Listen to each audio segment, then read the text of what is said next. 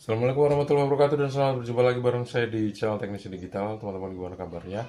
Hari ini aku mau memperbaiki sebuah alat seperti ini.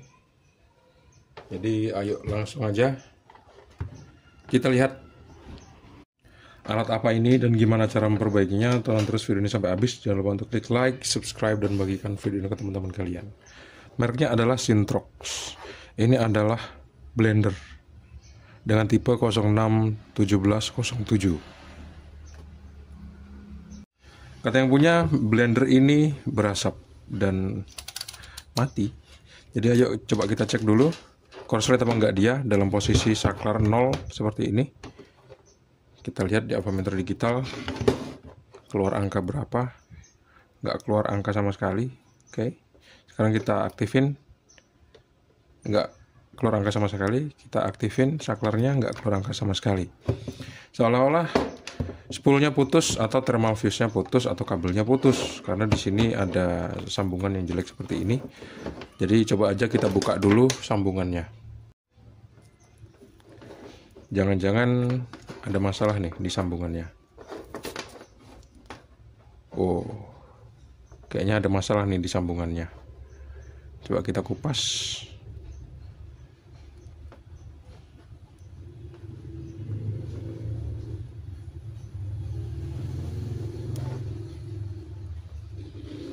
Tuh, seperti ini.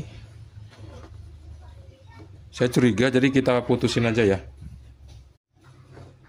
Kita putusin seperti ini. Kita putusin seperti ini. Kita putusin seperti ini. Terus ini kita kupas.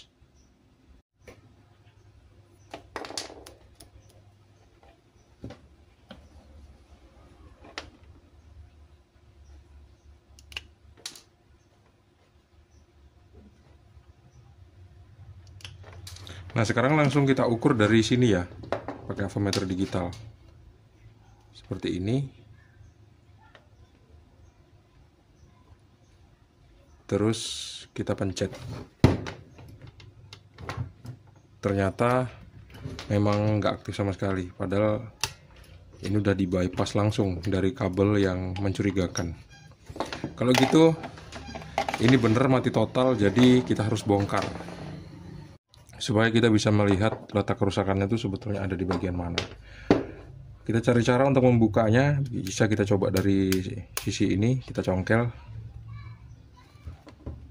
sampai dia terbuka.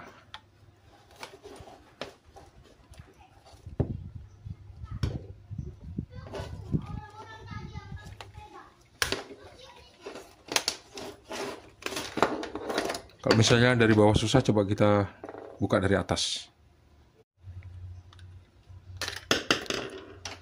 Oke, cincinnya udah kebuka.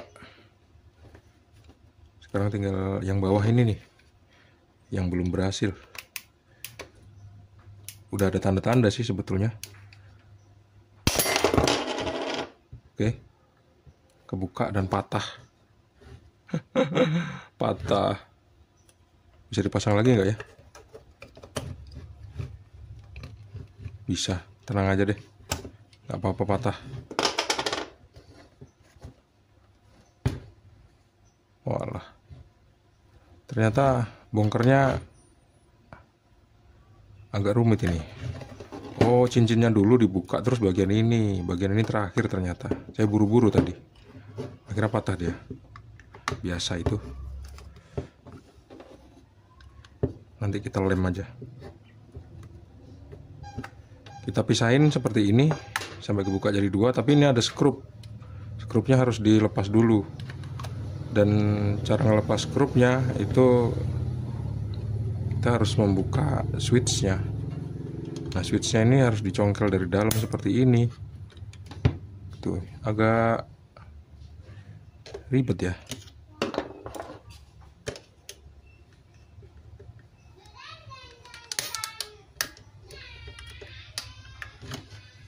Oke, bisa kita tarik switchnya.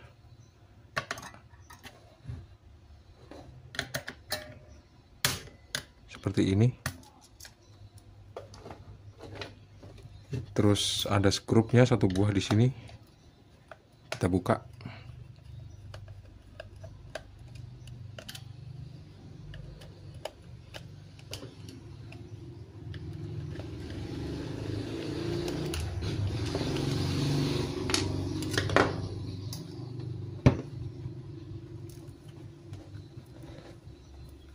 Kita pisahin seperti ini. Oke, beres. Di sini ada fuse. Fuse-nya coba kita cek dulu.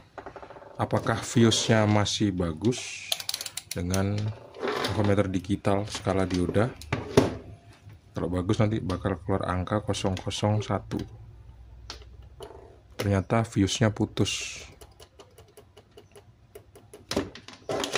Fuse putus itu bisa disebabkan oleh kerusakan pada bagian yang lain di dalam sini. Sekarang coba kita cek apakah motornya masih dalam keadaan baik. Caranya sama. Kita sambung. Kita sambung. Kita tes seperti ini di kutub motornya. Tuh, motornya masih nyambung spoolnya. Kayaknya sih motornya masih dalam keadaan baik-baik aja ya. Coba kita akan ganti fuse-nya. Kita cari fuse yang kira-kira cocok. Ini ukurannya berapa ampere, nanti bisa kita lihat waktu kita udah membuka fuse-nya. Ada skrup di sini, kita buka dulu. Dan kita akses PCB-nya. Dengan cara mencongkelnya seperti ini.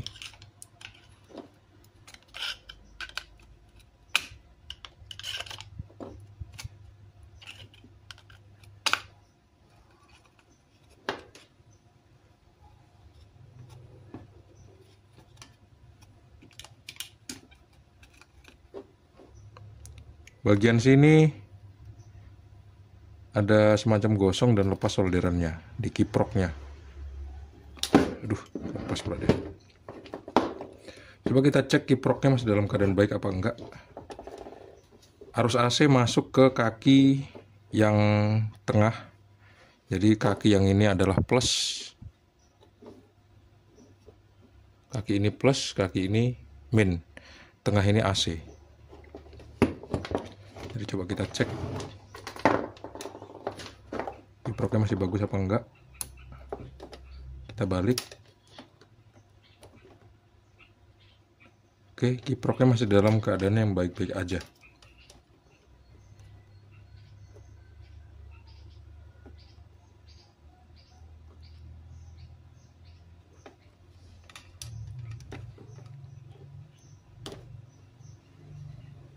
Arus listrik AC masuk ke sini, kedua kaki ini. Keluarnya jadi positif dan negatif. Kita cek seperti ini. Oh enggak, ini satu jalur. Oh enggak lah, ini dua jalur.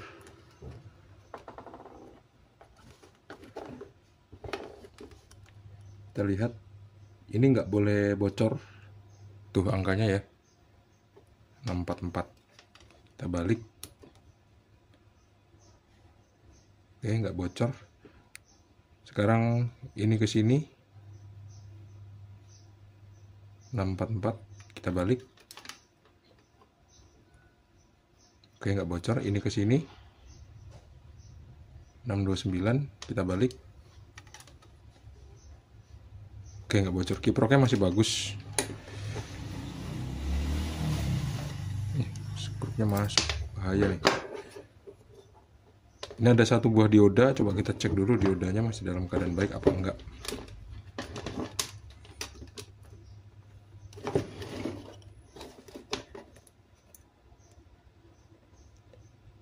(605). Sekarang kita balik. Diodanya masih bagus. Fuse-nya putus. Saya baca dulu ini berapa ampere. Di sini fuse-nya kelihatan pakai mata telanjang itu berukuran 1,6 ampere. Kita cari fuse-nya dulu. Ternyata agak sedikit curiga aku sama kiproknya. Kayaknya kiproknya rusak ini. Soalnya jalur AC-nya tuh nyambung gitu loh. Nih ya, ini kiprok. Tipenya adalah KBP 310. Dimana jalur tengah 2 kaki ini untuk AC dan jalur luar ini untuk DC plus min. Sekarang kalau kita cek seperti ini, lihat di avometer digital di tengah nih, tuh nyambung loh dia. Ini nggak boleh nyambung aturan. Kalau dibalik enggak, jadi satu jalur aja yang nyambung. Sedangkan kalau untuk negatif ini bagus. Untuk positif, lihat, untuk positif bagus juga. Tapi untuk AC ini nyambung satu sisi. Artinya ada satu dioda yang putus di dalam kiprok ini. Jadi kiprok ini harus diganti.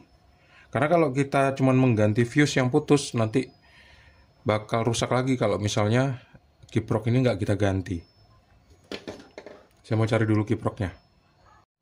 Kebetulan saya punya bekas monitor rusak. Ini ada diodanya, tapi saya nggak tahu diodanya berapa ampere. Saya mau lepas dulu. Dan saya punya fuse ukuran 2 ampere ini. Ini kayaknya lebih cocok digunakan daripada fuse kaca tadi. Karena fuse kaca tadi 5 ampere. Yang ini, yang rencananya mau saya gantikan untuk menggantikan fuse 1 ampere yang punya blender ini. Tapi di sini ada fuse 2 ampere, fuse kotak, jadi saya mau pakai aja, sama pakai diodanya. Moga-moga aja diodanya kurang lebih 3 ampere juga. Ukurannya sih sama. Dan akhirnya saya ngedapatin fuse 2 ampere yang masih bagus. Tuh. Tapi dioda yang saya dapetin ini bukan dioda 3 ampere, tapi dioda 2 ampere. Tipenya adalah KBP 206G. Coba kita cek bagian tengahnya nyambung apa enggak sama yang lain. Tuh, nggak nyambung ya. Kita balik. Tuh, nggak nyambung kan? Kalau untuk negatif, kita cek. Negatifnya, oke. Nyambung. Positifnya kita lihat, oke, positifnya bagus juga, negatifnya bagus juga. Terus bagian AC-nya nggak nyambung. Ini sebetulnya nggak cocok karena dia 2 ampere. Tapi ya mau nggak mau saya pasang aja lah. Karena daripada harus ribet-ribet cari dioda baru 3 ampere, pergi jauh. Mending ganti fuse 1 ampere dengan 2 ampere, terus kiprok 3 ampere dengan 2 ampere. Selesai kita pasang, kita coba tes nanti gimana hasilnya. Fuse-nya saya bakal pasang di sini, kiproknya saya bakal pasang di sini. Ini dia hasilnya, pakai kiprok 2 ampere dan fuse 2 ampere juga. Sekarang kita rakit ulang, kita tes. Sebelum kita colokin ke arus listrik 220 volt, ada baiknya kita tes dulu korslet apa enggak dalam posisi off seperti ini. Kita lihat muncul angka berapa. Nggak muncul angka sama sekali ya, artinya nggak korslet. Kalau gitu sekarang kita hidupin saklarnya, muncul angka berapa nanti. Nggak muncul angka atau nggak connect ya. Ini yang nomor 2 muncul angka, nomor 1 nggak muncul angka. Ini mungkin aja nggak nyambung.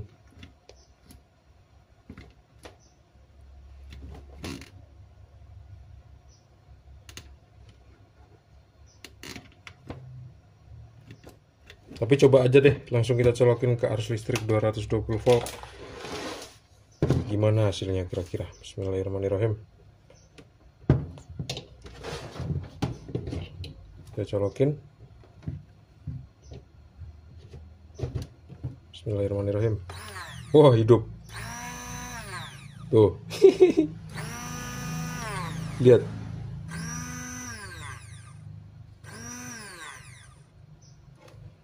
Yang nomor 2 hidup juga. Nomor 1 hidup. Nomor 2 hidup. Oke, sembuh deh. Ini ya, nomor 1 hidup, nomor 2 oke, beres. Sembuh pekerjaan kita kali ini. Terima kasih teman-teman sudah menonton video ini sampai habis. Jangan lupa untuk klik like, subscribe, dan bagikan video ini ke teman-teman kalian. Jadi kali ini saya mau memperbaiki sebuah kipas angin seperti ini. Tipenya adalah apa ini? Gak ada tipenya.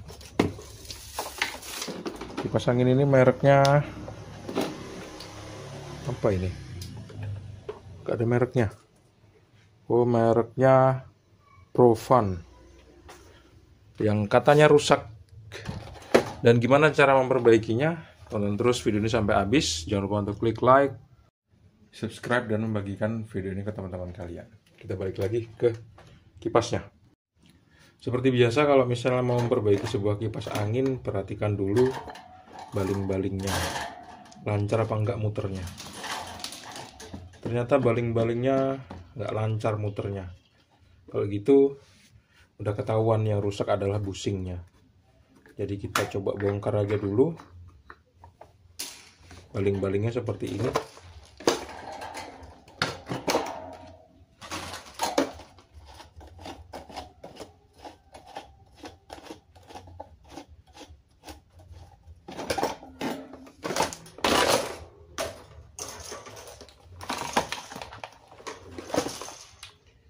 Seret banget.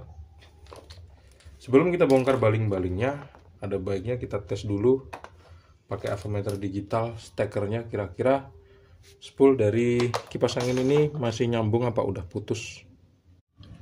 Sekalian untuk mencari tahu putus apa enggaknya thermal fuse.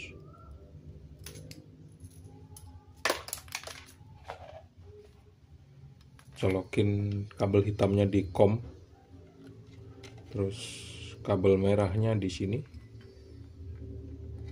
di tengah. Yang ada tulisannya 750 volt AC, 1000 volt DC, 200 mA maksimal. Itu khusus untuk teman-teman yang belum tahu gimana caranya pakai avometer digital. Buat yang udah tahu, di skip, nggak apa-apa. Sekarang kita taruh di sini. Kita ambil stekernya, kita ukur menggunakan avometer digital seperti ini. Tuh, keluar angka ya.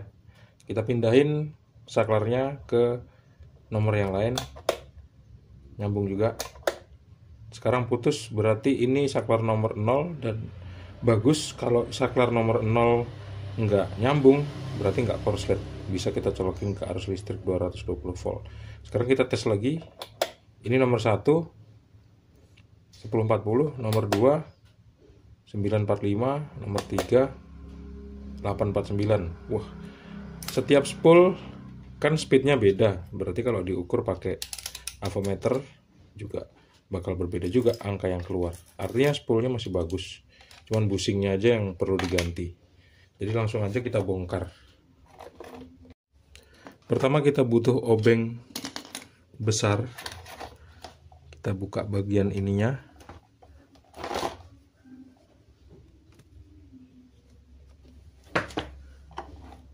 Saya ngerjainnya sekarang di bawah. Lagi males ngerjain di meja, karena pasti berantakan, nanti kotor semua. Sebetulnya lebih pro di meja sih, tapi ya nggak apa-apa lah ya, sekali-sekali ngerjainnya di bawah sambil jongkok.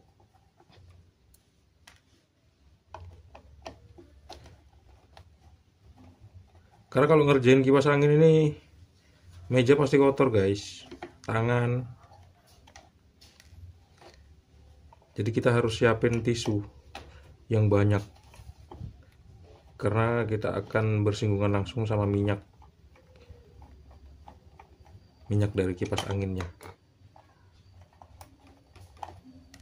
Satu lagi skrup yang butuh dibuka.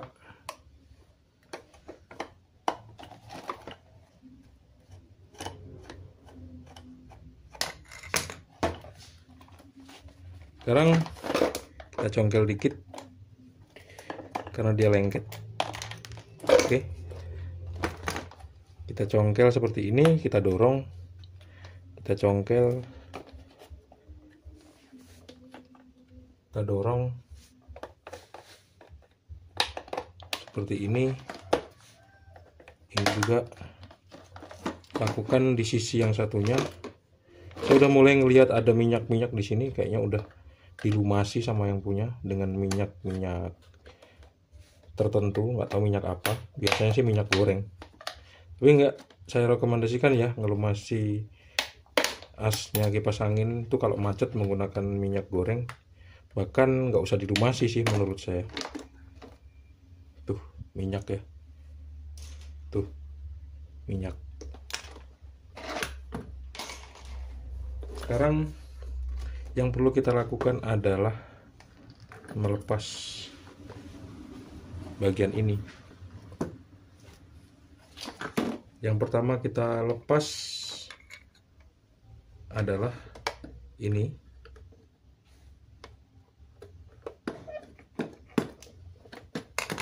Pakai obeng yang pendek aja. Kalau obeng panjang susah. Tapi obeng pendek itu nggak kuat loh guys, lebih kuat obeng panjang. Tapi dalam keadaan tertentu obeng panjang tuh nggak bisa masuk. Seperti ini.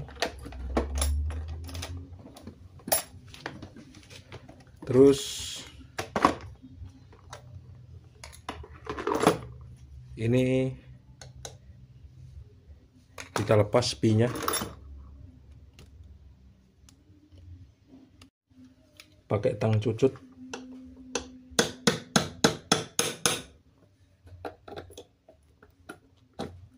Seperti ini. Terus kita lepas juga baut gearbox. Ada 3 buah baut.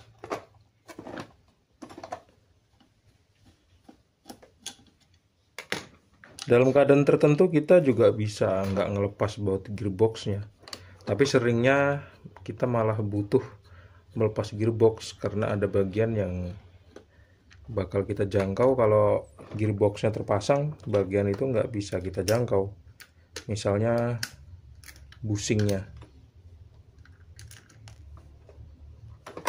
Satu buah skrup lagi.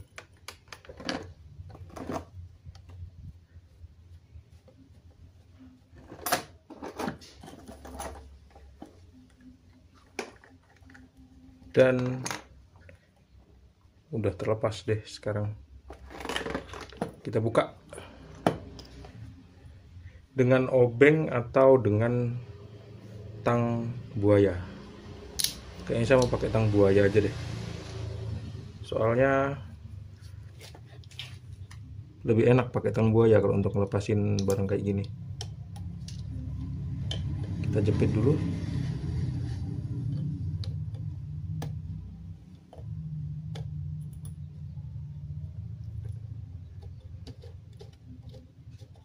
Kita pasin.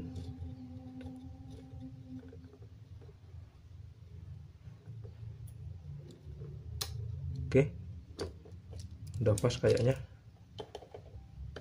Kita jepit.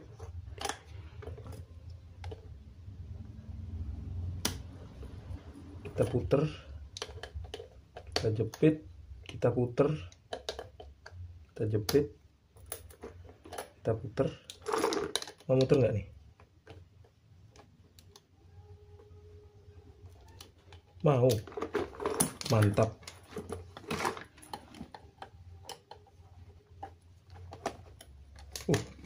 Ternyata nggak pas tadi.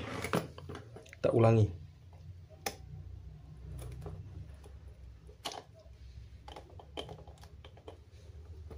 Kayaknya nggak pas deh.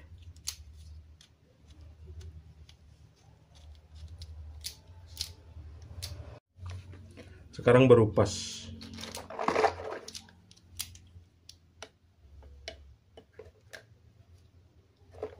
Kita cari celah yang pas ya.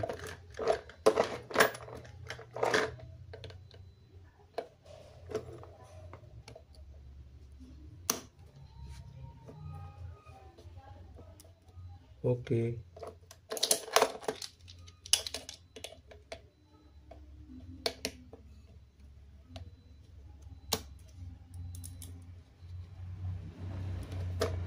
Yang penting dia bisa longgar aja, nanti baru kita putar pakai obeng. Karena kalau dari awal kita pakai obeng, kalau misalnya nggak pas, malah jadi dol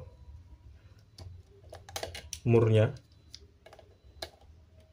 Akhirnya kita butuh tang buaya seperti ini.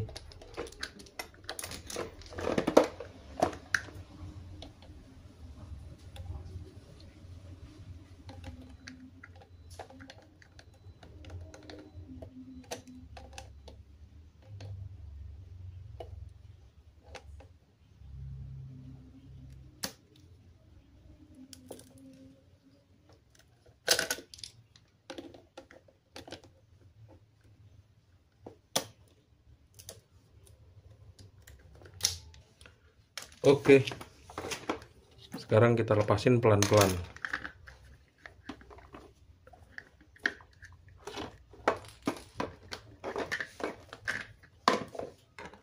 Seperti ini.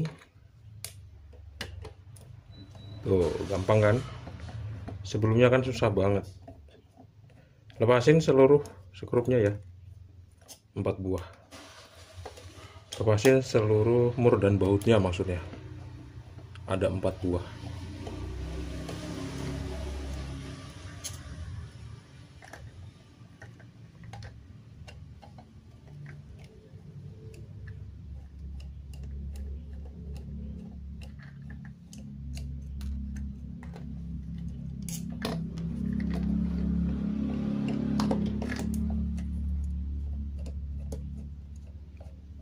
Murnya sambil ditahan supaya gampang lepasnya.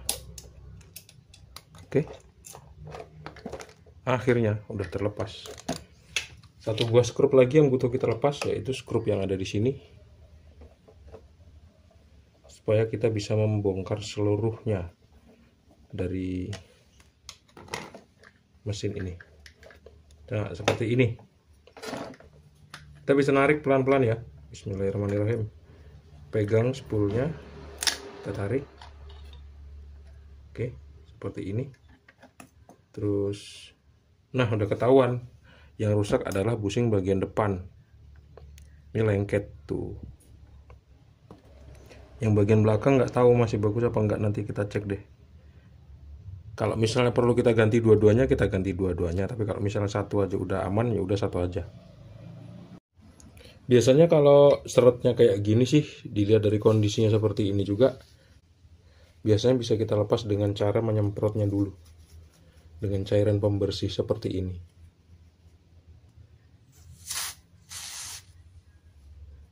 Sambil kita putar pelan-pelan.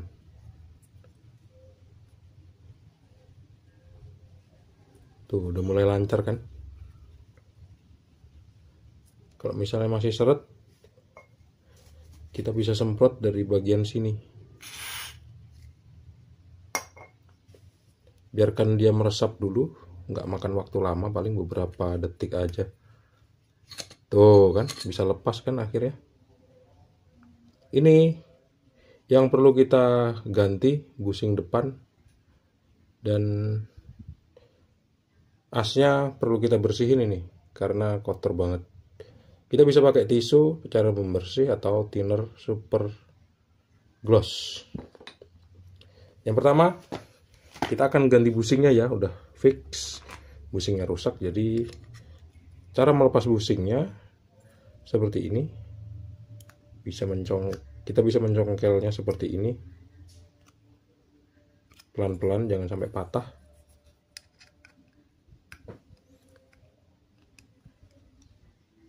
Penggantian busing ini biasanya cuma bisa dilakukan 1 kali. Setelahnya penguncinya ini bakal patah kalau kita buka untuk yang kedua kali.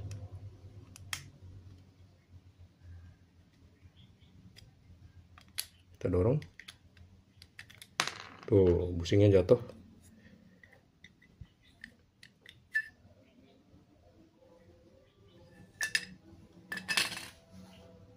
Ini dia busingnya, perlu kita ganti.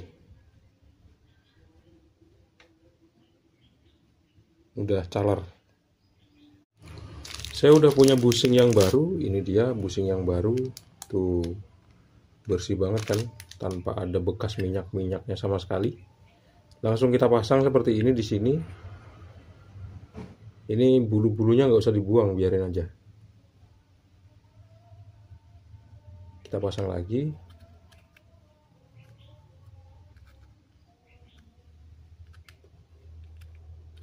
Terus kita kunci, guys.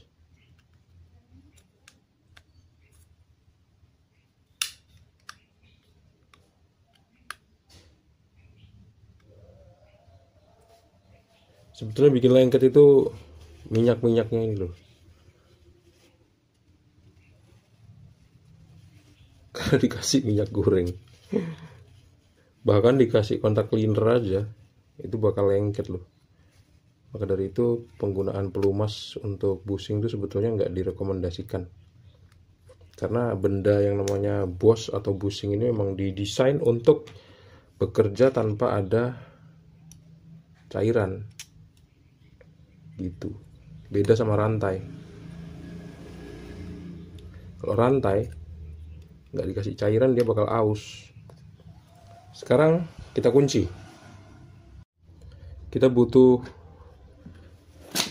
palu seperti ini untuk menahan bagian bawahnya atau bagian dalamnya, supaya kita bisa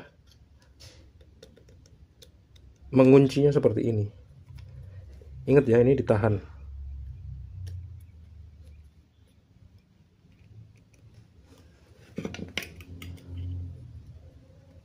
Sambil kita pasin busingnya supaya pas di tengah-tengah dia. Busingnya jangan sampai miring. Kalau miring dia akan seret nanti muternya.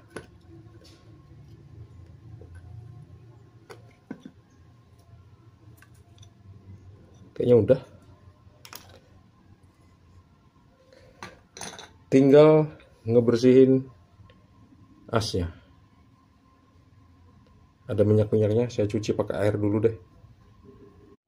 Udah saya bersihin pakai air, pakai sabun, dan saya kasih semprotan atau cairan pembersih sedikit, terus saya lap-lap, akhirnya udah bersih banget seperti ini. Sekarang kita tinggal pasang busingnya. Sekarang kita tinggal pasang asnya ke busingnya seperti ini. Sementara itu kita pasin dulu busingnya sampai benar-benar pas ya. Kita masukin seperti ini, terus kita puter-puter. Lancar nggak dia? Kalau kira-kira muternya nggak lancar, atau kita keker-keker dia masih miring, berarti ya masih belum pas. Butuh kita benerin lagi. Kita pasin lagi. Sekarang kita pasang. Bismillahirrahmanirrahim.